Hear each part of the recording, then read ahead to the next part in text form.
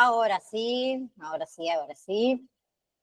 Vamos a comenzar la clase de hoy, esta clase extra, porque como siempre le pasa a la NAI, casi siempre me pasa con el mismo curso, con acompañante terapéutico, no llego con los temas, así que pusimos una clase extra para el día de hoy.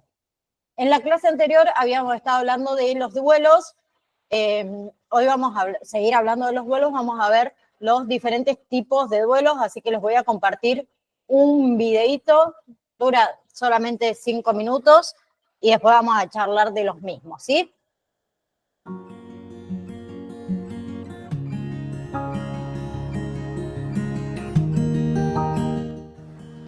Hola a todos y bienvenidos al canal de YouTube de la Fundación María de los Santos del Campo. Hoy me gustaría abordar con vosotros un tema que me parece interesante tanto para profesionales sanitarios como para personas que ya han sufrido recientemente una pérdida. Os quiero hablar de los tipos de duelo que hay. Podemos clasificar los distintos tipos de duelo en 3: duelo sano, duelo complicado y duelo patológico. La importancia de conocer las diferencias es que reciben tratamientos distintos y lo trabajan personas distintas, profesionales distintos. El duelo sano afecta al 90% de las personas que han sufrido la pérdida de un ser querido. El duelo sano, en principio, no requiere intervención psicológica ni terapéutica. Y la manera que tenemos de descubrir que estamos ante un duelo sano, teniendo en cuenta que es el mayoritario, es que es un duelo en el que el dolor se manifiesta por oleadas, en el que además del dolor conviven con el doliente sensaciones de amor o de orgullo hacia la persona que ha fallecido. Puede haber momentos de humor a lo largo del proceso de duelo y hay agradecimiento hacia las personas que le están ayudando. Como decía, este proceso, este tipo de duelo es un duelo que remite prácticamente sin necesidad de ayuda terapéutica y además describe una campana de Gauss, es decir, en uno de los ejes de coordenadas está el dolor, el nivel de dolor o la intensidad, y en otro el paso del tiempo. Y habitualmente se circunscribe alrededor de un año, ¿no? Y podemos hablar ahí del duelo inmediato, del duelo agudo y del final del duelo. Bueno, lo importante es saber que describe una curva predecible. El duelo complicado está presente durante más tiempo a lo largo del día y habitualmente algunas de las tareas del duelo se han bloqueado, ya sea la expresión emocional, ya sea la aceptación de la muerte, y no describe una curva predecible y afecta en torno al 10% de la población. Requiere intervención terapéutica y puede ser más prolongado en el tiempo. Y por último, el duelo patológico es un estado, no es un proceso. No tenemos datos estadísticos, aunque sabemos que son pocas las personas que lo van a sufrir. Este es el tipo de duelo que se da cuando, además de un duelo, se suma algún tipo de trastorno o enfermedad mental. Estamos hablando de un trastorno depresivo mayor, o de un trastorno obsesivo compulsivo, o de una esquizofrenia, una psicosis. En esos casos, la intervención que se requiere es la del apoyo psiquiátrico, psicológico al estado previo de esa persona, y el duelo pues quedaría como una entidad más difícil de resolver que en cualquiera de las otras formas. Dentro del duelo complicado hay como distintos tipos. Tendremos el duelo demorado o congelado, que es aquel que aparece después de pasado un tiempo, no aparece el dolor al principio. Tenemos el duelo enmascarado, que puede haber síntomas físicos, o el duelo traumático, que puede ser el duelo por un suicidio o no. Y luego, dentro de los distintos tipos de duelo, por ejemplo, en distintas formas del duelo, tanto el duelo perinatal, por ejemplo, o el duelo por muerte por suicidio, pueden asimilarse en función de cómo evolucionen a un duelo sano o a un duelo complicado. Y resumidamente, estos serían los tipos de duelo de una forma muy esquemática y simplemente para saber quién debe facilitar la ayuda en cada uno de estos tres casos. en el caso del duelo sano, casi cualquier persona puede acompañar este proceso, porque en realidad lo que se necesita es más bien información en torno al proceso y a qué es normal, qué no es normal, psicoeducación. En el duelo complicado habría que desbloquear alguna de las tareas que estén siendo bloqueadas. Habitualmente tiene mucho que ver con las emociones, ¿no? Con la necesidad o la dificultad para expresar la tristeza o la ira. Habitualmente cuando esta tarea se resuelve, lo más normal es que siga el proceso de forma natural. O sea, que una vez que resolvamos esa dificultad, ese obstáculo que estaba interceptando el proceso, que fluye el proceso normal de duelo, pues esto se transformaría en ese momento en un proceso sano, y probablemente, si en ese punto retirásemos la ayuda, la persona por sí misma podría acabar el resto del proceso. Y en cuanto al duelo patológico, a ese estado en el que se sume la persona que ya tiene una enfermedad mental y que además sufre un duelo, pues tendría que seguir con su tratamiento específico para el tratamiento de cualquiera que sea la enfermedad o la dificultad que esté experimentando en ese momento. Así que espero que os haya servido de ayuda y muchas gracias a todos por vuestra atención. Bien, bien, justamente, y perdón por mi angustia, les pido perdón a Estela y a Diana que están acá. Justamente ayer, anoche en realidad, tuvimos que hacerle la eutanasia a uno de mis gatos, y justo estamos hablando de duelo y me agarró la crisis de llanto, así que les pido disculpas a las dos por eso. Pero bueno, vamos a seguir que la vida sigue, vamos para adelante. Con respecto entonces a los diferentes tipos de duelo, tenemos lo que es el duelo normal, ¿sí? Que se trata de, como decía ahí, las etapas del duelo, y se elabora, digamos, la pérdida en un tiempo prudencial, ¿sí? Sin generar, digamos, que mayor dificultad, ¿sí? Luego tenemos lo que es el duelo complicado, que acá todo lo que son los síntomas y las conductas de riesgo se sostienen por ahí en lo que es el tiempo, ¿sí? El duelo bloqueado, donde se niega la pérdida, ¿sí? Donde uno evita todo lo que es el trabajo de duelo, ¿sí? Y existe lo que es un bloqueo, podemos decir, emocional y cognitivo. Y por último, el duelo patológico, ¿sí? Que se define más que nada por la intensidad y la duración, ¿sí?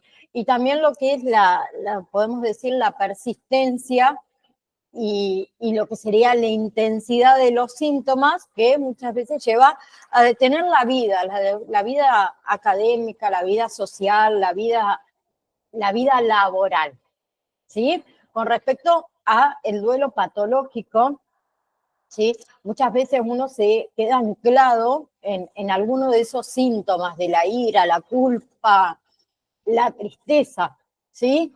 Tiene por ahí muchos pensamientos las personas reiterativos sobre la situación del fallecimiento, no puede hablar de esa pérdida sin angustiarse, no quiere desprenderse por ahí de las posesiones de ese difunto, ¿sí? También por ahí de las personas con un duelo patológico tienen síntomas muy similares, síntomas físicos muy similares a los síntomas que tuvo el fallecido, ¿sí? Tienen una identificación muy excesiva con respecto a el fallecido, como un estilo a ver de imitación, ¿sí? Hay cambios a veces conductuales que son excesivos, hay impulsos destructivos hacia uno mismo, hacia los demás, ¿sí? Entonces, en esto de acompañar en el proceso de duelo, ¿sí? Hay que establecer siempre un vínculo empático, una escucha activamente, ¿sí? O activa, mejor dicho. Facilitar el tema de la comunicación, informar, ayudar a tomar muchas veces decisiones, soluciones de problemas, el tema de adquirir por ahí habilidades, ¿sí? Prescribir tareas, prescribir rituales, anticipar fechas, anticipar situaciones, ¿sí? Y hay cosas que ante un duelo, hay cosas que no se deben hacer frente a un duelo, ¿sí? Ustedes se acuerdan que la clase pasada yo les dije que cada duelo es único, ¿sí? Bien, entonces nosotros no le podemos decir a la otra persona, yo sé por lo que estás pasando, yo sé el sentimiento tuyo porque no lo sabemos, ¿sí? Otra cosa que por ahí solemos decir y no está bueno decirlo, es cuando le decimos al otro, mira, estás haciendo las cosas bien, ¿sí? O decirle directamente lo que tiene que hacer. Bien, algo que también hacemos mal es esto de, bueno, si necesitas algo, llámame. Cuando uno está mal, mayormente, ¿qué hacemos? Nos aislamos. No te vamos a llamar por teléfono para contarte o para decirte que estamos mal. Yo siempre digo, acompañar a alguien en un duelo con un simple, a ver, a un amigo, a una amiga, che, prepará el mate que paso a tomar unos mates con vos y así estemos en silencio, ¿sí? Otra cosa que por ahí también solemos decir que no está bueno. Mira, el tiempo cura todo. Ya te vas a olvidar, ya va a pasar. ¿Sí? Bien. Y esto de sé cómo te sientes, no sabés cómo me siento, porque cada uno el duelo lo toma de manera diferente. ¿Sí? Eso no se debe hacer ante un duelo. Sí, por ahí lo que podemos hacer es acompañar, como les dije antes, a la persona, estar ahí en el presente, ¿sí? Ser por ahí paciente cuando esa persona nos cuenta historias, ¿sí? De esta persona que falleció, permitirle esto de compartir esos recuerdos de ese ser querido, ¿sí? Y si vamos a ofrecer ayuda, que sea una ayuda concreta. ¿Bien? Otra cosa, el tema del celular. Cada vez que por ahí nosotros tenemos conversaciones o nos reunimos con alguien, estamos todo el tiempo con el teléfono. Eso no es una escucha activa. ¿Sí? La escucha activa es realmente escuchar al otro. Bien, no distraerse, porque uno que termina diciendo, no, a este o a esta ni le interesa lo que le estoy diciendo, lo que le estoy contando. ¿Sí? Nosotros debemos atender con atención todas sus necesidades. ¿Para qué? Para poder establecer un vínculo de confianza. ¿Sí? Bien. Luego tenemos todo lo que son los pacientes oncológicos, ¿sí? Que no sé si ustedes saben que la palabra cáncer proviene del griego kárkinos, que es lo que se corroe, ¿sí? Lo que se consume, lo que se rompe o corrompe en realidad, ¿sí? Cuando nosotros hablamos de cáncer, estamos hablando de una enfermedad neoplásica que es originada ¿por qué? Por una multiplicación desordenada de las células de un tejido o de un órgano que provoca estos cambios a nivel celular, dando orígenes a tumores que son malignos, ¿sí?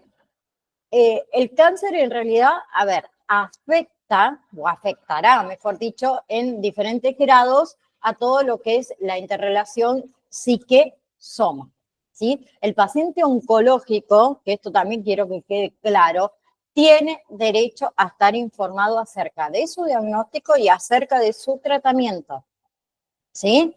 El paciente oncológico también muchas veces suelen aparecer los síntomas de depresión, ¿sí? Va a suceder también muchas veces todo lo que son cambios psicológicos, como la pérdida de la autonomía, la pérdida de la independencia, de los roles que por ahí ha adquirido esa persona durante su vida, ¿sí? Su estado de ánimo también se ve se ve muy afectado, ¿sí? Y mayormente las personas con algún tipo de diagnóstico, más los pacientes oncológicos, muchas veces ellos mismos tienen esta sensación ante el diagnóstico de el tema del cuestionamiento. ¿Por qué a mí? ¿O qué hice yo? ¿Sí? Entonces surgen los sentimientos de culpa, de impotencia, los sentimientos estos de ansiedad. Y la familia del paciente oncológico también tiene un impacto muy grande la enfermedad. ¿Por qué? Porque produce desorganización, ¿sí? Muchas veces también distorsiona el funcionamiento habitual. Bien, pero tiene mucho que ver también el tema de, ¿cómo decir? La importancia de cuál es el miembro de la familia que se enferma, ¿sí? La edad de ese miembro, la etapa vital, ¿sí? Y el lugar que ocupa ese individuo en la familia. ¿Bien? Entonces, a ver, si hablamos de lo que son los buenos pronósticos, ¿sí? Familiares con respecto a estos diagnósticos de pacientes oncológicos, es cuando la familia acepta, ¿sí? Cuando la familia da afectos que son claros, que son directos, donde esas familias tienen una alta tolerancia, ¿sí? Entre ellos, donde hacen la utilización de todos los recursos sanos, donde no hay violencia, donde no hay manejo de la culpa.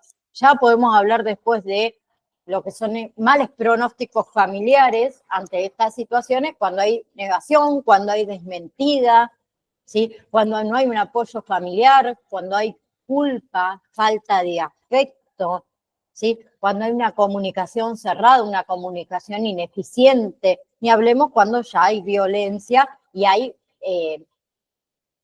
incomprensión, ¿sí?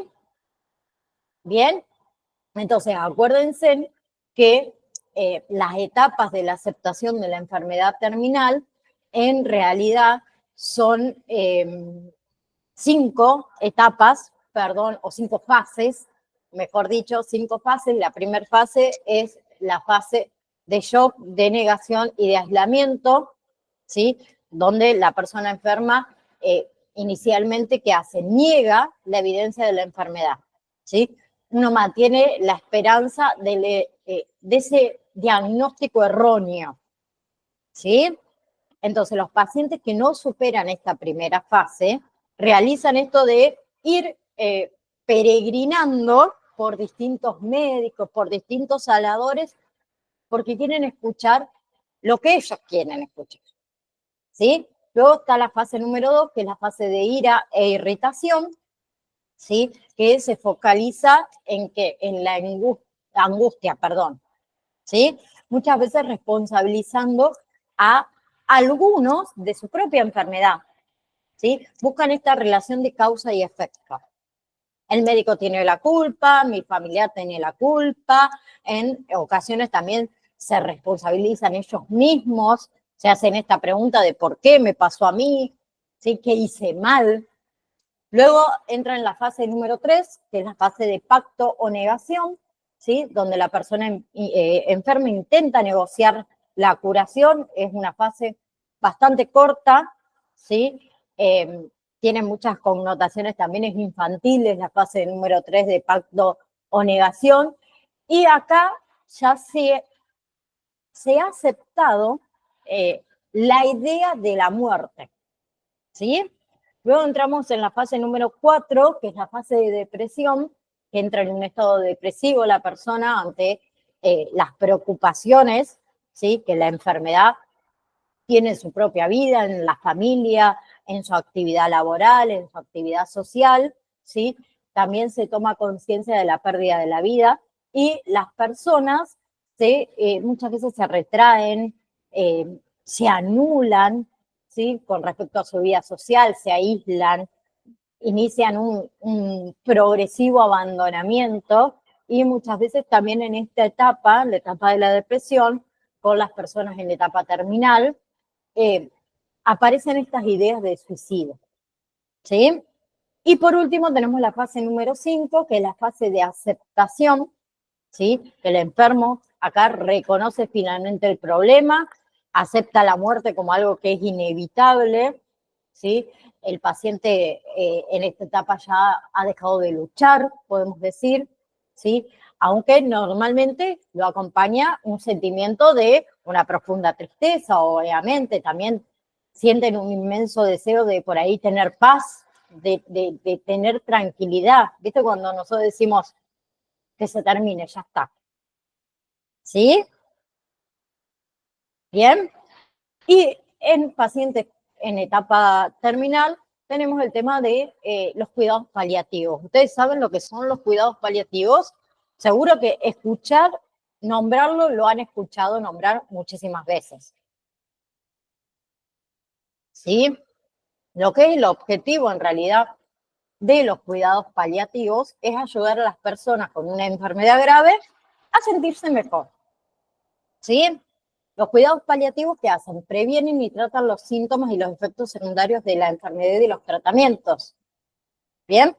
Tratan todo lo que son los problemas emocionales, sociales, prácticos, espirituales que la propia enfermedad plantea. Entonces, cuando las personas se sienten mejor en estas áreas que yo le nombré, tienen una mejor calidad de vida. ¿Sí? También, a ver, los cuidados paliativos pueden brindar al mismo tiempo los tratamientos estos destinados para curar o para tratar la enfermedad. ¿Sí? Bien. Todo lo que son estos cuidados paliativos se puede dar cuando se diagnostica la enfermedad, o se pueden dar durante el tratamiento o durante el seguimiento, o se pueden dar al final de la vida. ¿Sí?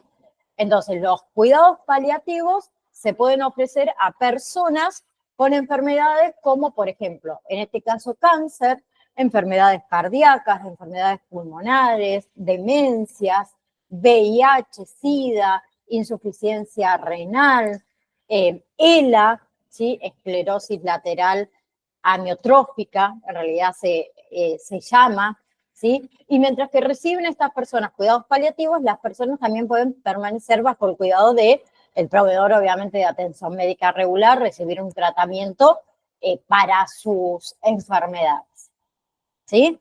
Y no sé si ustedes saben quiénes son los que brindan los cuidados paliativos. Bien, lo brinda cualquier proveedor de atención médica, ¿sí? Hay algunos proveedores de atención médica que se especializan, ¿sí? Pero lo puede brindar equipos médicos, enfermeros, enfermeras especializados, asistentes físicos, nutricionistas certificados, trabajadores sociales, psicólogos, ¿sí? Sí, psicólogos, psiquiatras, masajistas terapéuticos, ¿sí? Se ofrecen en hospitales, en agencias de atención, por ejemplo, domiciliarias, en clínicas oncológicas, en clínicas de atención a largo plazo. ¿Bien? Y, a ver, la diferencia entre cuidados paliativos y atención para pacientes terminales es que tanto los cuidados paliativos como la atención para estos pacientes terminales en realidad brindan bienestar, ¿sí? Pero los cuidados paliativos pueden empezar en el momento del diagnóstico y al mismo tiempo del tratamiento, mientras que la atención para pacientes terminales comienza después de que se suspende el tratamiento de la enfermedad, ¿sí? Y cuando es claro que la persona no va a sobrevivir a esa enfermedad. Bien, mayormente la atención para pacientes terminales se ofrece solo cuando, digamos, se espera que la persona viva 6 meses o menos. ¿Sí? Eso también para que ustedes lo sepan. Y con respecto al rol del acompañante, terapéutico con los pacientes terminales, nosotros debemos lograr lo que es la transferencia positiva, establecer el vínculo, acuérdense, tratar de que acceda nuevamente a esta realidad, ¿sí? Se deberá también trabajar mucho con los gestos, con los silencios, que son sumamente importantes, respetando siempre los tiempos de ese paciente, con la contención, ¿sí? También muchas veces debemos preparar el ambiente para que el enfermo se pueda despedir, ¿sí? Y acompañar a la familia antes y después, que también es sumamente importante, ¿sí? El tema de las formas de apoyo, ¿sí? Dar información clara, concisa, realista. Bien, saber que estamos haciendo algo por el paciente, ¿sí? Que no es que se ha abandonado al paciente, que en realidad, ¿qué se procura? Su alivio, ¿sí? Por eso la comprensión, el apoyo del equipo de cuidadores, de acompañantes, está establecido bajo un marco de continuidad, ¿sí? Bien, también debemos darle tiempo a los familiares a que permanezca con el enfermo, darles privacidad, darles intimidad para lo que es contacto físico, lo que es contacto emocional, participar de sus cuidados, ¿sí? Bien, de su compañía, el apoyo emocional, ¿sí? El apoyo espiritual, que para muchos es sumamente importante y hay que respetarlo, no importa de la religión que sea cada uno de nosotros o si uno es ateo, ¿sí? Conversar de la esperanza. Vean que el paciente pueda expresar sus emociones, su tristeza, su desconsuelo, su rabia, sus miedos, ¿sí? También muchas veces se hace todo lo que es terapia familiar, que debe ser eh, una adecuada comunicación, ¿sí? Tanto por el equipo de apoyo a la familia como al paciente, ¿sí? ¿Qué más? Por otro lado, el tema de el apoyo espiritual, que yo le dije que es importante para muchas personas, lo que sería la fuerza espiritual, ¿sí? Que hay dentro de cada uno de los pacientes o de los individuos, es lo que proporciona muchas veces el tema de la motivación para enfrentar, en este caso, esas dificultades que presenta la enfermedad. Por eso yo digo de que hay que apoyarlo, ¿sí? Y acuérdense que las fases de la enfermedad terminal, primeramente la negación, luego la ira o la indignación, ¿sí? Luego tenemos lo que es la negociación, la depresión y por último la aceptación, ¿sí? Y muchas veces también uno por ahí no sabe cómo responder a ciertas preguntas que te hacen estos pacientes, eh, que mayormente la pregunta es la siguiente: ¿voy a morir? ¿Y cómo respondemos a esa pregunta? Podemos responder en silencio, podemos responder apretando la mano, podemos responder colocando la mano sobre la cabeza del enfermo, ¿sí? Brindándole un abrazo, no solamente con las palabras, ¿sí? Hacerle saber que no está solo, que no lo vamos a dejar. ¿Bien? ¿Sí? El saber ser y el saber estar se conjugan, ¿sí? Como nunca al lado de un enfermo terminal. Bien, y eso también está bueno que lo sepamos. Bien, ¿estamos hasta ahí? ¿Sí? Bien. Por otro lado, la terapia cognitivo-conductual, ¿sí? Que también vamos a refrescar un poquito, sé que estuvimos hablando de esto, pero es un tipo habitual de terapia de conservación, ¿sí? Es una psicoterapia, ¿sí? Se trabaja con un asesor de salud mental, un psicoterapeuta, un terapeuta, de una forma, digamos, estructurada, ¿sí? Con una cantidad de sesiones, que en realidad que le va a ayudar a tomar conciencias de pensamientos imprecisos o negativos, ¿sí? todo lo que es terapia cognitivo-conductual es un instrumento que es muy útil, ¿sí? Ya sea la terapia sola o en combinación por ahí con otras terapias, para todo lo que son los trastornos de salud mental, la depresión, los trastornos del estrés postraumático, los trastornos de la alimentación, ¿sí? Pero no todas las personas se van a beneficiar con la terapia cognitivo-conductual, entonces también eso hay que tenerlo en cuenta, ¿sí? Se realiza la terapia cognitivo-conductual ¿para qué? Para controlar entonces los síntomas de enfermedades mentales, para prevenir también muchas veces recaídas de síntomas de enfermedades, en este caso mentales. Se utiliza para tratar la enfermedad cuando los medicamentos no son como una buena opción, ¿sí? Se aprenden técnicas para lidiar con situaciones estresantes en lo que son la vida, para afrontar el dolor, para afrontar las pérdidas, para controlar todo lo que son síntomas crónicos, para afrontar una enfermedad médica, para superar traumas emocionales, ¿sí? Por ejemplo, esos traumas relacionados con maltrato, con violencia, ¿sí? Se utiliza para solucionar conflictos en las relaciones, aprender nuevas formas de manifestación.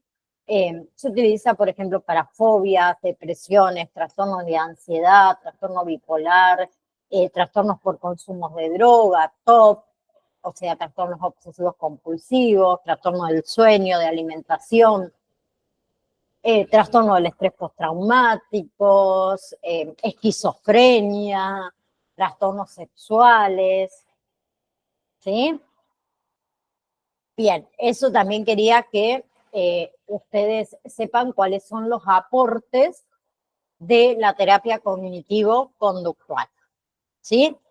Hasta aquí les pregunto, ¿tienen alguna duda? ¿Tienen alguna pregunta? Porque arrancamos, o comenzamos, mejor dicho, con lo que sería el último módulo, con la introducción al consumo de sustancias. ¿Hay alguna duda? ¿Alguna pregunta? ¿No?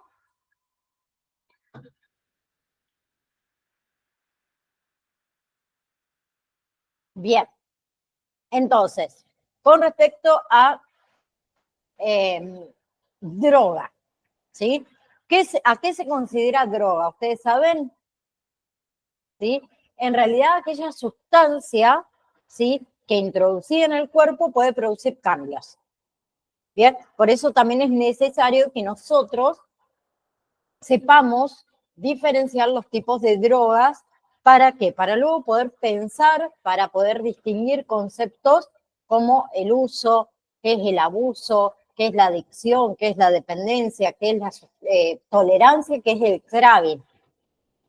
¿Sí? Bien. Entonces, comenzando. Se conoce como adicción a las drogas o drogadicción a que al consumo frecuente de estupefacientes, ¿sí? A pesar de uno saber las consecuencias negativas que produce, ¿ok? Entre otras cosas que hacen, modifica el funcionamiento del cerebro y la estructura, provocando conductas peligrosas, ¿sí? Se considera adicción, ¿por qué? Porque es difícil intentar dejar de consumirlas, ¿sí? ¿Por qué? Porque provoca alteraciones cerebrales en los mecanismos reguladores de la toma de decisiones y también del control inhibitorio, y porque, digamos, el usuario, el individuo, ¿sí?, dedica gran parte de su tiempo a el tema de la búsqueda y el consumo, ¿sí? Y tenemos adicciones físicas y adicciones psicológicas. Bien, las adicciones físicas ocurren en los sitios del cerebro donde las neuronas crean la necesidad del consumo compulsivo, ¿sí? Debido a que nuestro cuerpo se acostumbra a la droga, ¿sí? Y después tenemos la adicción psicológica, ¿bien? Que es la necesidad de consumir una sustancia, ¿sí?, que se manifiesta a nivel de pensamientos y emociones. ¿sí? Ante una situación estresante, por ejemplo, o algún problema. ¿Bien? Por lo tanto, en realidad no existe dependencia física debido a que no se desarrollan, podemos decir, receptores a nivel neuronal para la acción esta de sustancias adictivas. ¿Sí? Entonces, de acuerdo a la comunidad científica y también a bases de elementos farmacológicos, ¿sí? Hay una clasificación en realidad de drogas que tenemos las eufóricas, que es, por ejemplo, el opio y todos sus derivados, como es la cocaína, las fantásticas, ¿sí? Que ahí hablamos de marihuana, por ejemplo, de mescalina, las embriagantes, que hablamos del alcohol, el éter, cloroformo, las hipnóticas, los barbitúricos y somníferos, y después tenemos las excitantes, que es la cafeína, el tabaco, entre otras. ¿Sí? Y a esta lista podemos sumar las nuevas drogas o las drogas de diseño, ¿sí? Que son creadas con el fin recreativos. Que ahí tenemos, por ejemplo, los opiáceos, ¿sí? Los derivados del fentanilo, los derivados de la meperidina, ¿sí? Que ya vamos a tratar cada uno de ellos, ¿ok? Entonces, primero, comenzando por adicción. Adicción, entonces, ¿qué es? Es un hábito de conducta peligrosa o de consumo de determinados productos, generalmente drogas, y del que no se puede prescindir o resulta por ahí muy difícil hacerlo por razones de dependencias psicológicas o de dependencias fisiológicas. Y hay dos tipos de adicciones. Tenemos las adicciones químicas y las adicciones comportamentales. ¿Sí? Entonces, la adicción es una conducta adictiva. ¿Sí? Es una pérdida de control. Uno no tiene control sobre la conducta adictiva. ¿Sí? Y esa conducta adictiva que le produce dependencia, tolerancia, abstinencia y también incidencias negativas. ¿Ok? Bien. Además de adicción, otro concepto fundamental es el tema de abstinencia. La abstinencia es un estado clínico, ¿sí? Donde hay signos y síntomas que se manifiesta cuando se interrumpe la administración de una sustancia o puede ser de un objeto, ¿sí? Después hay otra palabra clave que es el craving. El craving es un deseo muy fuerte, muy imperioso de consumo, ¿sí? Y tenemos lo que es tolerancia, que es el proceso por el cual la persona con una conducta adictiva necesita incrementar el consumo para obtener el mismo efecto que tenía al inicio, ¿sí? Por otro lado tenemos el uso. ¿Qué es uso? Que también es un concepto muy fundamental. El uso es el consumo de una sustancia, ¿sí? Que no produce efectos negativos en el individuo. Después está el abuso, que es cuando el consumo es continuado y a pesar de que hay consecuencias negativas, uno lo sigue haciendo. Y el tema de la dependencia, que es cuando surge un uso excesivo, ¿sí? De una sustancia que genera consecuencias negativas muy significativas a lo largo, obviamente, del tiempo, pero que el sujeto no puede detenerse, ¿sí? Y hay dependencia física, que sería la tolerancia, la abstinencia, psicológica, ese sentimiento de satisfacción, ¿sí? Y social, que muchas veces uno genera dependencia por el grupo de afinidad, por la cultura de ese grupo. ¿Bien? Ustedes recuerdan que les dije antes que había dos tipos de adicciones, las químicas y las comportamentales.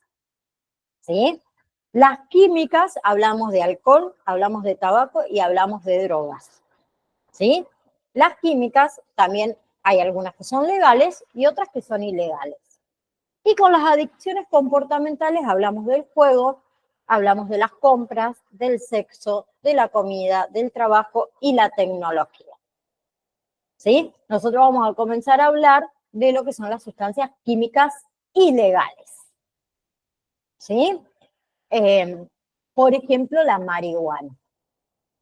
Bien, la marihuana habitualmente, se consume fumándola. ¿Sí? Un consumo habitual de marihuana trae dificultades en la atención, ¿sí? La velocidad del procesamiento de la información también es una de las consecuencias. Y el consumo de marihuana tiene diferentes fases o diferentes efectos, ¿sí? El primer efecto es el efecto de estimulación, ¿sí? La marihuana trae consigo euforia, bienestar, hay un aumento de la ansiedad, hay un aumento de la percepción. Después pasan a lo que es la fase de la sedación, donde uno se relaja, está el tema de la somnolencia, ¿sí? De la conciliación del sueño, y pasan otros fenómenos también muchas veces, que es, por ejemplo, la agudización de la percepción, ¿sí? Percepciones visuales, auditivas, táctiles, distorsión del espacio, del tiempo, la risa fácil, ¿sí? Y el aumento del apetito. Bien, después tenemos la heroína, por ejemplo, la heroína, que es de la familia de los opiáceos, ¿sí? Tras el primer consumo mayormente trae náuseas, vómitos, disforia, luego trae lo que es placer, euforia, reducción de la ansiedad, que pasarían a lo que se los llama como fase de luna de miel, ¿sí? Y algunos de los síntomas asociados con alguien que consume heroína es la miosis, ¿sí? Cuando las pupilas se ponen chiquititas, que tienen puntita como de alfiler. Bien, también la apatía, la irritabilidad, ¿sí? La somnolencia, el deterioro del juicio, ¿sí? Ustedes saben que la heroína se consume de forma intravenosa, ¿sí? Y también pasa por diferentes fases una vez que esta sustancia química ilegal entra a nuestro cuerpo, ¿sí? Lo primero que pasa aproximadamente entre los 5 y los 15 minutos posteriores al consumo, es un periodo que se conoce como flash, ¿sí? Luego, entre las 3 y las 6 horas, viene todo lo que es la satisfacción, el bienestar, y luego de las 6 horas el tema de la abstinencia, ¿sí? Otra sustancia química ilegal es la cocaína, ¿sí? La cocaína trae efectos de euforia, de grandiosidad, de hiperalerta, ¿sí? De agitación psicomotriz, insomnio, puede traer anorexia, hipersexualidad, tendencia a la violencia, deterioro en la capacidad de juicio, ¿sí? Y lo que es la cocaína tiene un elevado nivel de dependencia psicológica, ¿sí? Cuando alguien está en abstinencia de cocaína, ¿sí? Mayormente entra en depresión o está irritable, entra en falta de energía, aislamiento social, ideaciones paranoides, disfunciones sexuales, ¿sí? Y hay dos tipos de consumo de cocaína. Tenemos los consumidores episódicos, ¿sí? Y los consumidores crónicos, que son los que producen tolerancia, ¿sí? Y después hay otros tipos de sustancias químicas ilegales, como es la PMMA, ¿sí? Que en realidad, ¿cómo se llama? Que es la famosísima droga, está conocida como la droga de Superman, que en realidad se llama parametroximetanfetamina, ¿sí? Es una droga psicodélica y estimulante, ¿sí? Después hay otra droga que se llama MDMA, ¿sí? Que es el famosísimo éxtasis, ¿sí? Que es una droga estimulante que puede causar alucinaciones. Está también el popper, ¿sí? Que ese al inhalarse provoca una sensación así de euforia, de aumento del deseo, es un vasodilatador. Después tenemos las famosísimas metanfetaminas, ¿sí? Que las metanfetaminas son drogas estimulantes, ¿sí? Químicamente muy similares a las anfetaminas, ¿sí? Que es un fármaco que se utiliza para, por ejemplo, los trastornos por déficit de atención e hiperactividad, la narcolepsia. Las metanfetaminas se pueden fumar, se pueden ingerir, aspirar o se pueden inyectar. ¿Sí? Y después tenemos una droga que se llama Speed, como la bebida energizante, ¿sí? Que en realidad es el término coloquial que reciben las metanfetaminas, ¿sí? Que la metanfetamina es un estimulante que es muy potente, que también se conoce como cristal, ¿sí? O simplemente a veces la llaman meta. Es una droga de origen sintético que a largo plazo el consumo produce ¿qué? Psicosis, produce daños neurológicos, produce deterioro cognitivo con pérdida de la memoria y problemas dentales muy severos. ¿Sí? Luego tenemos sustancias químicas ilegales sintéticas, que son aquellas que, digamos, son fabricadas en laboratorios, como la que estuvimos viendo, ¿sí? Que mayormente causan abstinencia. Uy, me está picando un mosquito, perdón. Causan abstinencia, ¿sí? Cuando se consume cantidades muy grandes de dosis.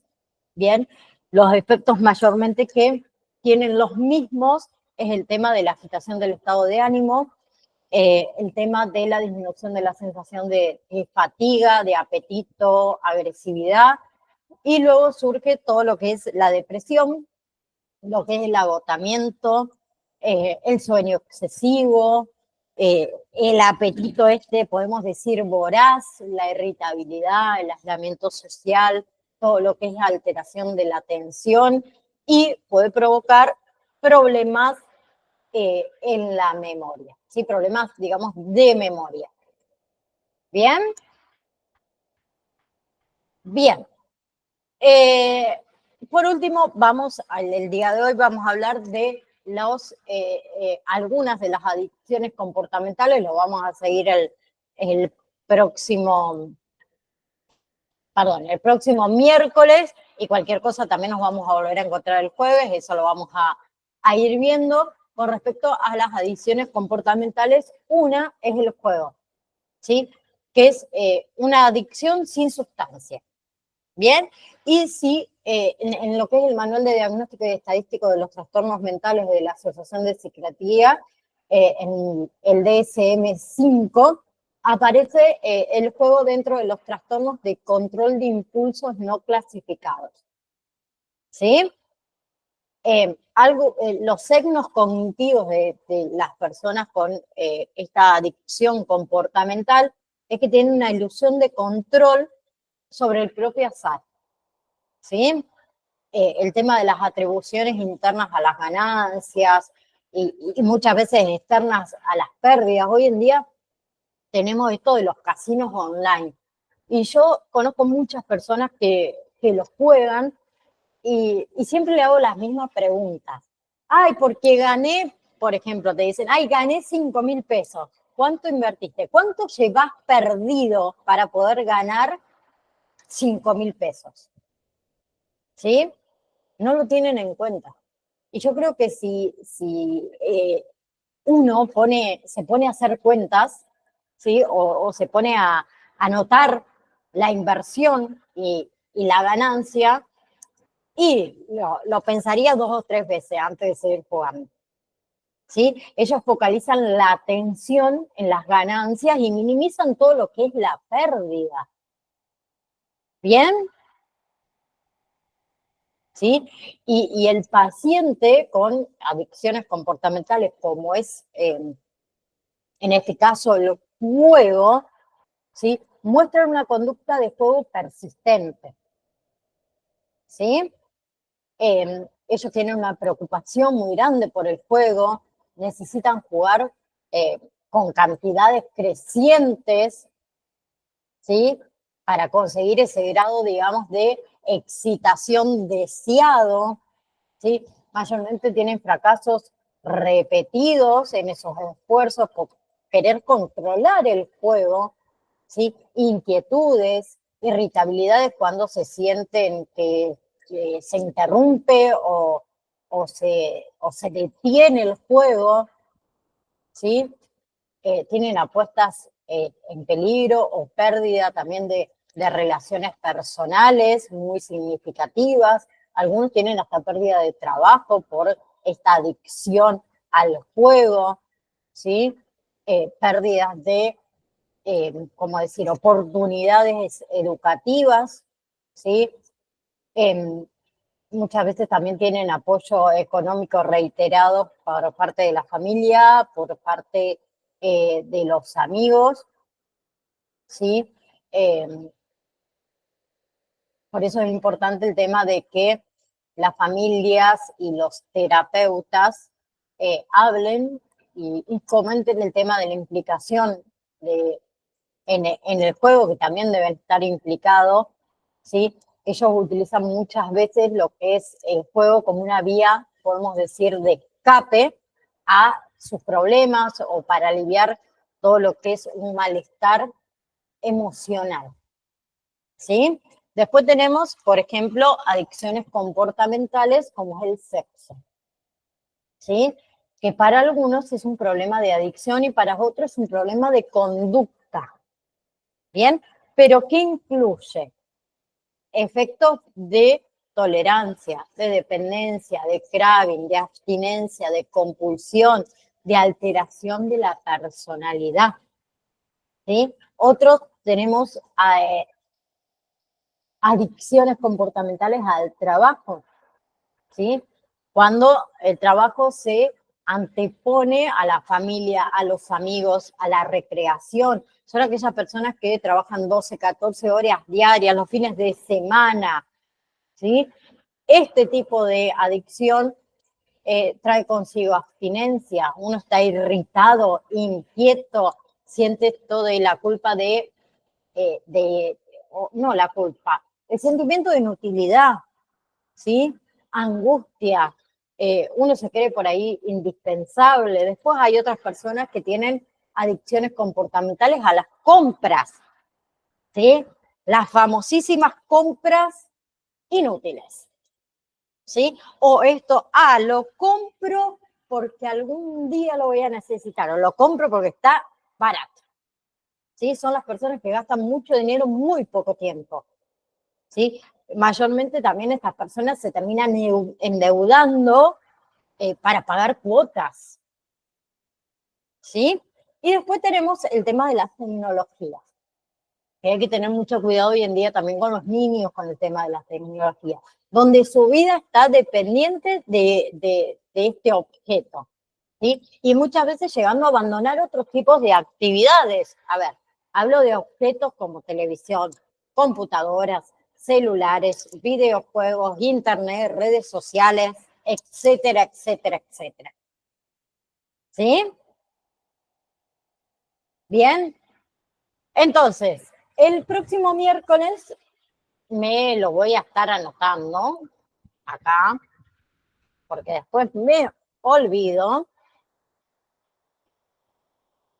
Vamos a estar hablando de factores que intervienen en la conducta adictiva un poquitito, ¿sí?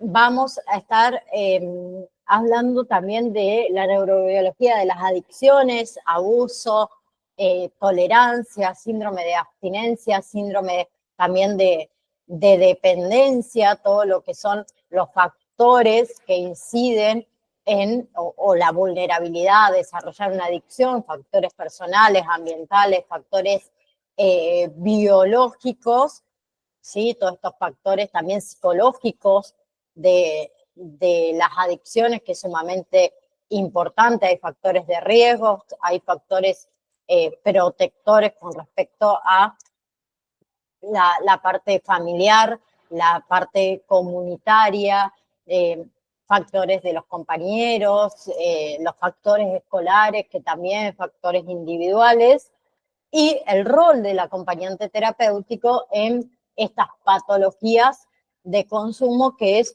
sumamente importante, ¿sí? Todo lo que son las técnicas terapéuticas, que son muchas, ¿sí? Son bastante, más de 20 técnicas que hay, pero vamos a ver las más relevantes y todo lo que son estas variables relevantes en la motivación hacia la autoeficacia, hacia lo que es la toma de decisiones con respecto a los enfoques terapéuticos que hay que tener en cuenta con respecto a adicciones y la prevención. Y luego también tenemos todo lo que es, estoy abriendo el campus virtual y se me volvió a cerrar, todo lo que son comportamientos suicidas, ¿sí? Vamos a hablar, a ver si yo no estoy errada, pero me parece que sí. Déjenme verlo por las dudas. No, perdón. Ludopatía y alcoholismo me faltaba. ¿Sí? Ludopatía y alcoholismo. Y si llegamos, hablamos un poquito de suicidio, que también está bueno incluirlo acá en el curso, ¿sí? ¿Les parece? Bien. Noelia, muchas gracias por quedarte hasta el final, gracias por conectarte. A los compañeros que ven la clase grabada, seguramente más tardar mañana por la mañana, María Victoria, que es la encargada, la va a subir tanto al grupo de WhatsApp como a YouTube, y después me encargo yo de subirla al campo para que sus compañeros lo vean. Recuerden que aparentemente el próximo miércoles la última clase. Si no llegamos a ver todo el tema, nos vamos a estar encontrando también el día jueves, que yo les voy a avisar, ¿sí? Pero quiero que vayan repasando los exámenes que ya tuvieron, porque recuerden que el día 19 de marzo es el examen final. Y para realizar el examen final, ustedes deben tener las validaciones aprobadas, ¿sí? Los trabajos prácticos realizados y, por parte de la institución, cuota al día y certificación paga. Entonces, yo desde la semana próxima voy a comenzar a ir escribiendo en el grupo de WhatsApp, ¿sí? Con nombre y apellido, cuando a mí me figure en sistema que ustedes tienen cuota al día y certificación paga, para que se comuniquen conmigo al privado, ¿sí? Cuando ustedes se comuniquen conmigo al privado, yo voy a corroborar que tengan de parte mía las validaciones y los trabajos prácticos aprobados, y les voy a estar facilitando una contraseña para poder ingresar al examen final el día 19 de marzo. Sin esa contraseña no van a poder realizar el examen final. Si yo no les paso la contraseña, es porque o no tienen cuota al día, o no tienen certificación paga, o no tienen alguna de las validaciones y trabajos prácticos aprobados. Esa contraseña que yo les facilito no se comparte con ningún compañero, ¿ok? ¿Sí? Una vez que ustedes rinden el examen final, ¿sí? Yo al otro día, o sea, el día 20, por la mañana, apenas me despierto y llevo a la niña a la escuela, voy a estar subiendo sus notas al campus virtual para que cada uno de sus representantes pueda visualizarlo y saber si aprobaron el examen final o no, para ellos hacer el tema de la solicitud de certificado. Todo lo que tiene que ver con certificados lo deben hablar con su representante, es él quien se encarga de facilitarle a ustedes una vez que tenga el certificado correspondiente. ¿sí? Lo mismo con la cuota y lo mismo con el pago, obviamente, de el certificado. Y luego el día 26 de marzo, para aquellos que no aprobaron o por X motivos no pudieron hacer el examen, va a estar el recuperatorio, que va a ser de la misma modalidad. Le voy a tener que solicitar una contraseña para el mismo, ¿sí? La clase que viene, que es la última, yo les voy a mostrar cómo ingresar al examen final, cómo se coloca la clave, la contraseña, así que quédense tranquilos por ese lado, ¿sí? Les mando un beso enorme, entonces a cada uno de ustedes tengan un muy lindo fin de semana, repasen, vayan repasando, así el día 19 pueden realizar el examen final. Y si Dios quiere, nos vemos el próximo miércoles. Les mando un beso enorme. Chao, chao.